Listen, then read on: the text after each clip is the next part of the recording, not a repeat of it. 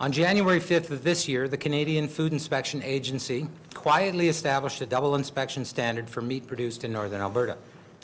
For consumers outside of Canada, the CFIA is maintaining daily presence of inspectors in establishments that are eligible for export for their products to the U.S.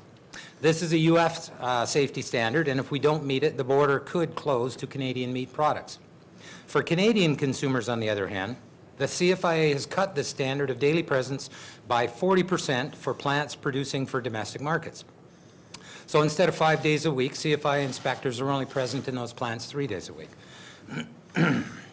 With the available resources that CFIA has, the only way they can meet the American inspection standards in order to maintain access to the U.S. market is to shortchange inspection of meat for Canadian consumers, and it's really quite that simple.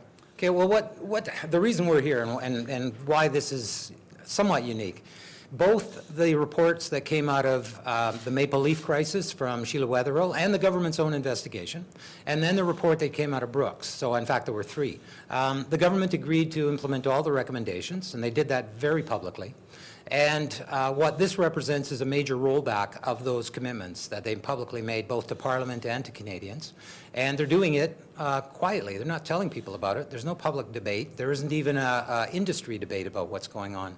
And so it's a rollback of a major commitment to protect Canadians. And when you set up an audit process to monitor safety, basically they don't start with the Cadillac version and then whittle it down. They start with the whittled down version that can, basically the least expensive that they can justify and say will do the job. That's the starting point. To be honest, I mean, this might be pie in the sky, but I know there's a budget coming up, and this government has a lot to say about protecting Canadians, and I'm hoping they realize that these are more than just numbers on paper. When the cuts they're making in food inspection happen, and they are currently underway here, there's lives at risk, the real likelihood that people are going to die.